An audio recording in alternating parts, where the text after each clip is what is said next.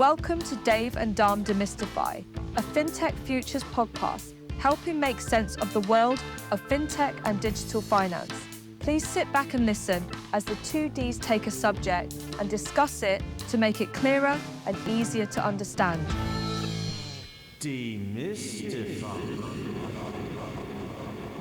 Welcome everybody to the Dave and Dharmesh Demystify show, and today we have very special guest, Ciara Conway.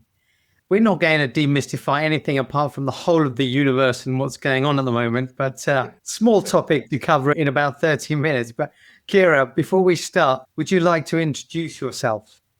Absolutely. So my name is Ciara Conway. I have been a technologist for the last 25 years, most of which I've spent in financial services. And I think I've got a good 10 years more to go. Loving it. Loving the career I've had and loving where it's going. Yeah, I feel like from our brief conversation online that calling yourself a technologist is maybe an understatement. And maybe let's just start on that conversation. I mean, it started with a statement on a post which basically said, when greed erodes the fabric of society, it must be curbed. And I thought, wow, that's a statement. Ciara, I mean, do you want to give us some background behind some of that? Yeah, so that is the line I offered. I was invited on the podcast and I meant it. Not as a slogan, not as a swipe at capitalism, but as a provocation for us to honestly look at what we've built, what we've normalised in the name of progress. Now, I work in banking. I've spent years inside architecture functions, technology portfolios, and I know the language. Customer first, digital inclusion, financial well-being. And I've seen how easily those phrases are stretched to cover business models that at their core serve the shareholder before they serve the public. Corporate entities have only got a fiduciary duty to the shareholder. So it's easy to get swept up in the belief that technology is neutral, capital is a tool, and that progress is always good. But none of these things exist in a vacuum. So the systems we design are shaped by the motives of those funding them. And if the motive is profit, the outcome will never be justice. Wow. So I guess my response was really that, look, firstly, I totally agree with you that, and I think what you're alluding to is that companies need to be more purpose-driven is the way that I would interpret it. And I totally agree with that. I've come from an organization that had a goal of being $1 billion software company, and that just doesn't cut it in terms of purpose or why I should get out of bed. But another part of me says that capitalism serves a purpose in terms of driving innovation. If we took it out, then innovation would die. I mean, what do you feel about that? So innovation for what? It's an intent problem. Organisations and capital entities or capitalist entities are not confused about their purpose. Their purpose is really clear. Their purpose is to serve their fiduciary duty to shareholders. Now, that can make it really difficult for people like us to take that as a rallying call to get out of bed in the morning, right? And I think as you get older, and I've found this as I've got older, is balancing, I suppose, needing to work to live and actually how much that purpose is aligned with my own purpose. And I think sitting with the discomfort of the reality is actually where I've ended up. Is this is like discomfort that I need to sit with. It's a discomfort and a tension that I need to sit with. But I want to sit with the reality of it as opposed to add some illusions that help me make this more palatable.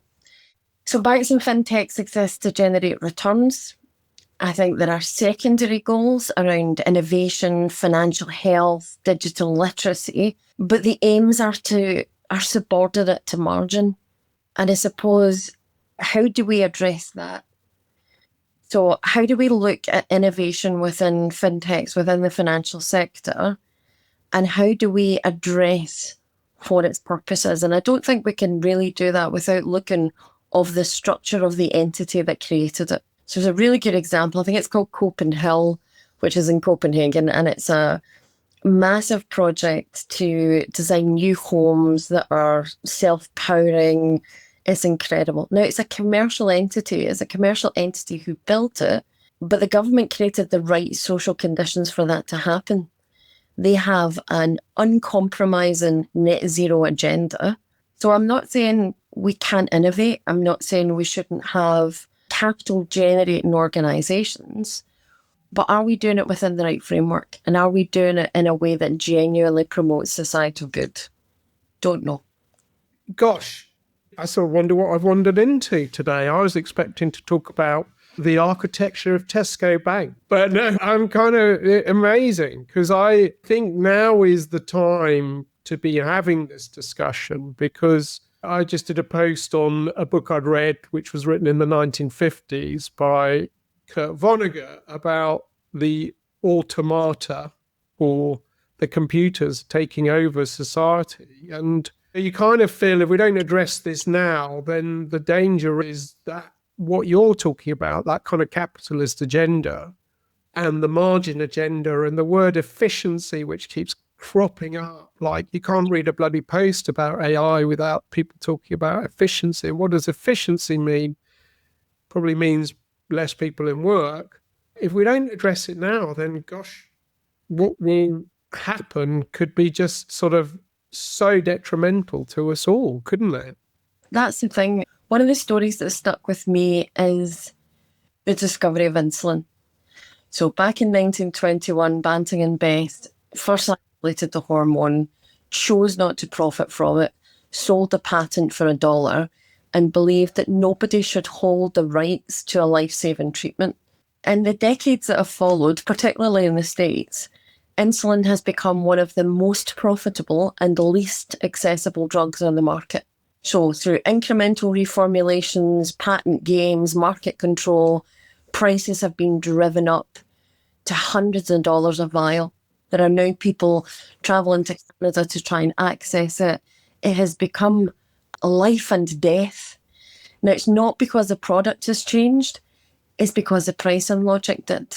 When we think about automation, and this is where I think the first post that I had spoken about, Dharmesh, was about a company who didn't take in the same amount of graduates that it would normally take in because the AI. What future is that? What future is that for our children in terms of having a right to meaningful work? Feeling that they are going somewhere every day and feeling useful. I do not think that in serving these fiduciary duties, that we should lose sight, or any company should lose sight of the duty that it has as part of the fabric of society. That player piano book it's amazing how many books now from the 70s that I am reading now carry some really terrible warnings that we are now living and we are now walking into. It feels slightly with our eyes shut. Dharmesh, you'd spoken about the social contract, a different social contract where the machines do all the work and we live our best life and care for our families and care for our old people. And just wonder how many people are innovating for profit and how many governments are working on the new social contract. Dave had a similar point, which is if AI does everything, do we need this kind of competition, and aren't we overproducing? And I agree with all of the kind of concerns. I just have to be an optimist because that's my natural stance. And that is, before the Industrial Revolution, before like mass farming, etc., only actually a few hundreds of years ago, we were quite happy being hunter-gatherers. Yes, the industrialization of things like information, farming, etc., allowed us to expand on this planet. But really, our kind of needs and wants were fairly basic. It was a shelter and some food, right? Now, with the optimization of technology, we could quite easily today eradicate poverty. We could quite easily today make sure everyone's got a safe home to live in, bar, the humanness issue, which is war. So it could be done, but then you get this problem of like when AI was starting to accelerate, all of the chiefs, like the guy at Microsoft, Google, OpenAI, they basically had said, look, we can do these guardrails, etc., and we are, but, if I stop doing progress on this stuff, are you going to make sure my competitors also stop? And by the way, what about the guys in the garage that are going to carry on innovating? And what about who's going to stop the bad guys? So I don't think that we can stop because of a number of very good reasons like that. But what I do think is that maybe there's a rethinking of purpose and our purpose. And actually, if we take a philosophical view on this, our goal in life is just to be happy. So then we have to be more honest about what makes us happy and focus on that. And for a lot of people, that might well be like, I don't need to fake the benefits anymore. I'm not casting dispersions on that. But there are lots of people that don't want to work. And there are a lot of people that only want to work a little bit. And there's a load of people that really love working, right? Maybe we need to balance this stuff out so it becomes a bit more optional. We don't give universal basic income, but we make sure there are basic needs being met and we start to rebalance. Yeah, there's a few points in there. So the first one is, if I don't progress, so if I don't get rid of 300 developers and replace them with a machine, my competitor's going to do it and I will lose my competitive advantage. That's what I mean by curbed. You have to be stopped until there is a new social contract in place or there is some sort of framework that either governments or regulators set out. You have to be stopped. What you're saying to me is these companies have no ethics. If when it comes right down to it, if it's an unethical choice, I will still do it because I can't lose competitive edge because my fiduciary duty is to my shareholders or to myself in owner-owned entities. I think the other really interesting point there is around, I suppose, the world of work. And I think we might be straying into, it's philosophical, but I think we need to look at things like who decides who gets what income.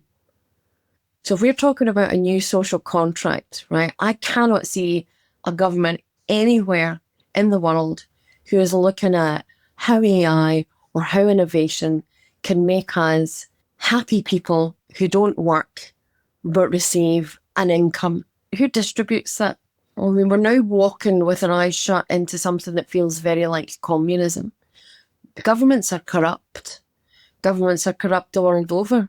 So do we think that, for example, in other countries, would that be based on the caste system? Would it be based on your previous earnings? Would it be based on whatever? This is where there is a dignity in the world of work. And there is a dignity in how people work within the structures that they work today. And I'm all for imagining a different future where I don't need to go to work every day. But I think it's been thrusted upon us. I think there are so many narratives around Goldman Sachs' estimate that in 5 years, 300 million jobs will go globally. McKinsey's 800 million people may need retraining by 2030. It's being thrust upon us at a rate and a pace where society isn't catching up. All we are seeing is not the possibility of a dreamy eventual future, but very real erosion of the fabric of society and mass unemployment. Terry, what do you think? Well, look, I mean, I think there's a key word in there around dignity. And I think that has to be the word that we think about because, like, I agree with you. I'm a bit sick of actually looking at posts about AI on LinkedIn and everybody getting excited about this, that, and the other. Because there isn't the warnings which are coming with it. Like, I don't know, have you read the AI 2027 report, which is fascinating? Because I mean, I love that. I mean, I know it's a piece of sort of science fiction almost. But to your point, like, we're now living in a world which was written about in, Kurt Vonnegut, 1952, but, even before that. Because what did these people see as they saw humanity, and Kurt Vonnegut had been through the Second World War, had a horrific time in Dresden. He'd seen the worst and best sort of aspects of humanity. And like that book played out. And I just think, wow, he could see what we are like as a species. And that's what he was writing about. And I think, as you say, like at the moment, honestly, humanity is at the mercy of whether Sam Altman releases another version of ChatGPT, or the CEO of Microsoft wakes up and goes, well, we should do this, or what. We're at the mercy of a few people who are making decisions that will impact us all. And that is really scary because there isn't any kind of checks and balances in place. So I think every time we read about the excitement of a new piece of software on AI, we should also have a public health warning against it. So yeah, I think it's really interesting, but you're right. Like the problem we all have is we haven't got time to catch our breath around this stuff. Like the impact on jobs is happening faster than we imagine. Like my background is marketing, and I sold my business to WPP. I got out at the right time because I don't think there will be a WPP in 5 years' time, because what's the point in them? Because the machines can do everything that they offer. I know they'll spend the next 5 years arguing their case. So I think marketing is in the toilet.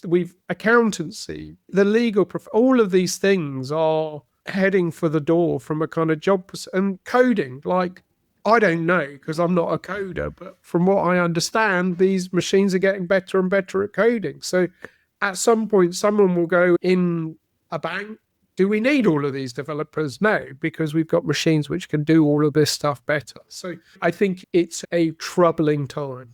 Yeah, absolutely. Can I be devil's advocate on that, though, Dave? Because of course you can. The reason I'm pointing at Dave is because Dave and I were working together at the beginning of the internet, and we were telling banks, you need to shut all your branches, and the high street's about to die because everyone's going to buy everything online, right? And yes, the number of branches has come down, but over a 20-year period, we've almost seen a halving, maybe actually down to a third of what we used to have. So it's a gradual kind of retrenchment from the high street. I don't see necessarily that the high street has died because of Amazon. And actually, high streets are quite vibrant places, especially at the weekends. So there's something about this stuff that you kind of says, well, look, maybe as technologists, we're living, breathing, experiencing this stuff and feel the pace of innovation. Whereas for Joe Public, actually, they're not, using it on a daily basis. They're not feeling the impact of this just yet. And it might be quite some time for the majority to really feel the impact of this. What do you think? I live in a relatively small town, and I would say that in the last 10 years, we've felt the impact and the real impact of the birth of the internet. It's taken time for it to impact. We now have a town centre which it's like the zombie apocalypse. It is empty. It's trying to price to sell the land to developers. We've lost all sense of town centre as a focal point for community. And yes, it's taken time, but I've also been around for a very long while, and the pace of change back then felt slower, more measured, manageable. The type of pace that we are now looking at from 1 year to the next, a large consultancy isn't taking in graduates, has get rid of X amount of thousands of jobs. This is happening at a pace that we can't sustain it. We're not going to feel the effects 10 years later, 15 years later. We're going to feel them now and next year and the following year. And at the risk of being dramatic, is it going to be like the Hunger Games to get a loaf? What are we walking into? What are we creating, and what are we complicit in creating? I think back to the Luddite movement. The Luddites weren't anti-tech. They were defending the dignity of work against a system that treated them as expendable. So there's been lots of cycles of tech disrupting the fabric of society and society readjusting. But has it been for the better? Is it good that we've got no focal point? Is it good that we now have conglomerates like Amazon, mega supermarket chains, companies who now control pricing, who will price gouge us, can price above inflation. And really, there are no checks and balances in place. So can we survive this next one? Can we survive this phase of innovation? And I think why I feel so passionate about it is I don't know if we can. And I do think you're doing the right thing, which, is to raise the profile of these kinds of conversations, because they need to be happening at every dinner table across the globe. And they need to be happening at every town hall, every government, every business, etc. Everyone has to play a role in this. But I mean, apart from having the conversations, what else do you think can be done? Yeah, I'm not without hope. So like you, Dharmesh, even though I am very heavily rooted in realism, I am an absolute boundless optimist.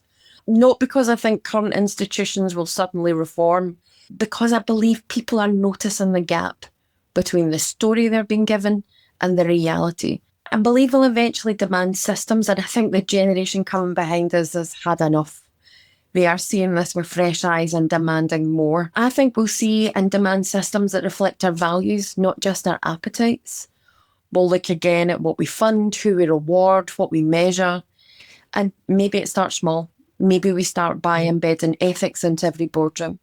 Maybe we get a chief ethics officer, real power. Maybe we start codifying human values into governance and not just policies. And maybe we start to look at structural changes and new models to make money and put food on the table that have a social impact and really do get us bouncing out with a real genuine feeling of purpose. And I think we need to demand more of our governments. Our governments need to create a framework in which companies operate in a way that is safe, a way that is for the benefits of not just shareholders, but context that they operate in. Code won't save us. Capital won't build the future we deserve, but people with courage, conscience, and a bit of bloody stubbornness just might. It's interesting. I mean, I'm glad you're both optimists, because I feel myself feeling quite pessimistic. So why am I pessimistic is I've done a lot of work lobbying for clean water. So one of my side hustles is campaigning for clean water.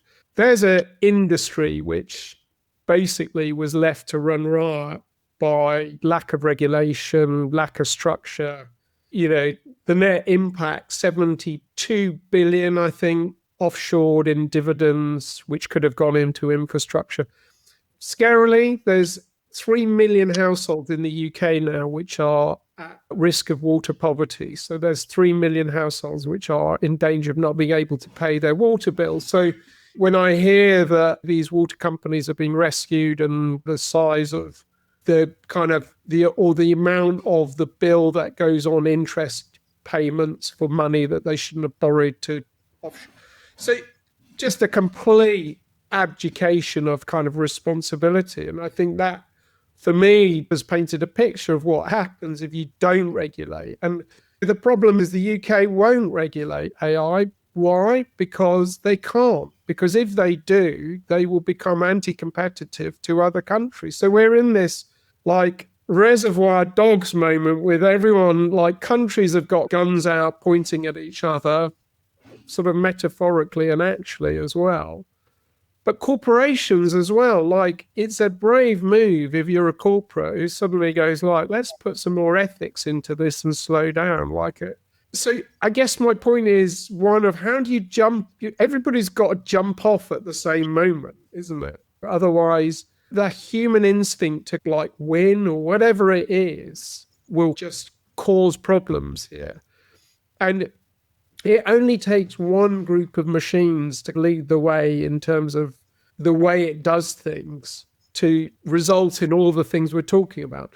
Now, I also do believe in humanity. So going back to the water thing, what I have seen is that a few individuals with a very loud voice and getting a good understanding have created a lot of problems for the water companies. So I know that it can be done as well. I'm like, how do we marshal all of this together into something cohesive? Because it is counter-narrative. As I say, there are very few posts on LinkedIn about all of this stuff, and they don't get the same resonance as, I don't know, some of the videos out there. I don't know the point I'm trying to make, but it's going to be very tough. There was lots of quotes in there. So I think in terms of water is so fundamental to life, why water was ever privatised, oh, God only knows. And to be honest, if you look at France, so France has all of its utilities that sit in the public sector. And as a result, prices, they are able to manage pricing in a way that they could flatten for things like inflation or increases in oil values, oil pricing, etc., etc. So we are actually being anti-competitive as a country, and by having water in private ownership. Regulation is not even where it should stop. We have to do better in these spaces. We have to look at what do you need to do as a country to ensure that you have control over your public services, to ensure that you are delivering at a standard, and to be sure that you can control pricing for the benefit of the people, as opposed to putting it into the commercial sector and creating Insulin 2.0. I think the other point you made there, Dave, was around, I suppose, the doom of it all. I was speaking to someone last night, and he's like, I've just stopped watching the news. I don't feel like I can control this. I don't feel I have any sphere of influence. What am I going to do about it? What can I do about it? And really, it's about small grassroots efforts, and it is a counter-narrative. Can you get a group of people together to even start this conversation? Have this conversation, let it breathe, give it air. Don't let it feel taboo. And it could be something as small as that. It's amazing the amount of small changes that then roll into something bigger and more meaningful. And that is the birth of activism. This is how this all came about. This is why I am now afforded the rights to be able to vote. It's why I now enjoy rights that females 20 and 30 and 40 years ago. This is how we've lost our spirit of activism. We've lost our spirit of having meaningful conversations about the things that are big and deep. And we live in a world where our attention span, or our believed attention span, is the 1 minute video of somebody falling off a chair. We're better than that. There are so many people letting that voice be heard all across the internet. And it's really, be picky. Don't leave yourself in the doom scroll. Don't leave yourself scrolling through vanilla, sugary, candy floss content. Go and find your tribe.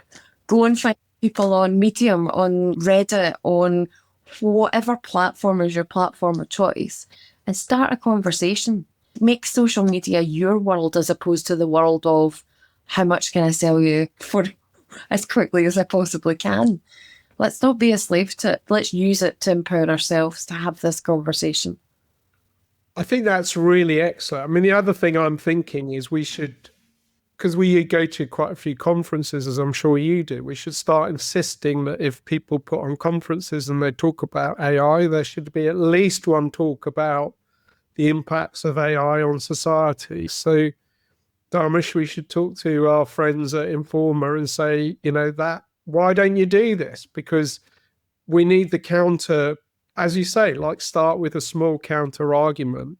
I think we should have sort of social events as well, where people can get together and talk about their fear for not just them, but their children. I mean, one of the things that was really most powerful actually in that Kurt Vonnegut book was that the people without jobs were then, like, their heartbreak was most around their children, like their children not able to get ahead. And I think that's a really powerful lever, isn't it? So I think that's right. I think we should, as you say, find those social media spaces as well. But I think it's really important. I mean, there's other simple things we can do. I mean, it's funny because my other side hustle is talking about the sun a lot at the moment. There's this whole emergent science which shows that we're not getting outside enough. And I was talking to a professor from UCL last week, and he was like, he's done this research, which is basically we should get outside a lot more. But he's saying it's amazing how the money men have turned up. They're trying to turn a simple thing like getting into the sun into money. And I was like, God, we've got to stop those people profiteering over simple things as well. I mean, as you say, there's stuff we can do, which is good fun. As I've learned from my water stuff, that you meet some incredible people as well. And that sort of sense of justice is within all of us, I think, isn't it? Yeah, and that is why I'm still hopeful, is when you are in those settings, and even if it is 10 really passionate people about a topic, it's amazing how much noise you can generate. It's amazing how uncomfortable you can make the current narrative and how much you can start to effectuate change. I was at a conference recently. I think it's a brilliant idea to start bringing this in as part of our conference narratives, as part of our industry narrative. And I was sitting in a room talking about the rise of AI and how we were going to use it. Looking around the room, me and all the other people in the room who were essentially listening to talk about how our roles were about to be disintegrated. What is happening? This is literally like, I don't know if it's something from The Office or Kurt Vonnegut or Orson Welles. What is happening? We are listening to our own demise and accepting it. We're just hoping that I'll be the guy that learns AI and I'll be the one that's left. We'll be none of the people who are left. We have to move on this. We have to start a movement. Yeah, it's turkeys voting for Christmas. We've got to stop it, haven't we? I don't know if you followed Lord Holmes on LinkedIn, but he writes about AI and the policies required, specifically also about the lack of governance in the recruitment space, which is heavily automated using AI now. But he's certainly worth following because he is trying to champion the cause at Parliament level. And one of the things I find dismaying is how little the very, very senior guys like our Prime Minister actually talk about technology. And actually, the first thing that the Labour government did was to can $1 billion quantum compute project. And they have reinstated it now, but it was just, for me, like a distinct misunderstanding about what we have to do. But anyway, apart from Lord Holmes, on the influencer side of things, we do have our good friend Theodore Lau, who also regularly writes on doing AI responsibly, doing it ethically, getting the guardrails in place. Also, Dr. Martha Brockenfield. I love her stuff because she actually just balances everything out in terms of, look, this is the good that AI can do. And by the way, this is also like the negatives it can do, right? So we have to balance the picture a bit. But I have to say, it's been a fantastic conversation. And I knew this was going to potentially last all day. But unfortunately, I do have to wrap this up, unless you've got any last words, Dave or Ciara. No. I think lots to ponder. Yeah. Even though there's a lot of big topics in there, this is still a message of hope and a hope for a good future for us all. But let's keep talking. Let's make space for the debate. Absolutely. Fabulous. Thank you so much for joining us and sharing, your views on this stuff. It's been a fascinating conversation. Thank you. Thank you for having me. I really appreciate it. Thank you for tuning in to Dave and Dharm Demystify. We hope you enjoyed the show. Don't forget to like and subscribe and tune in next time as we take another topic and demystify it.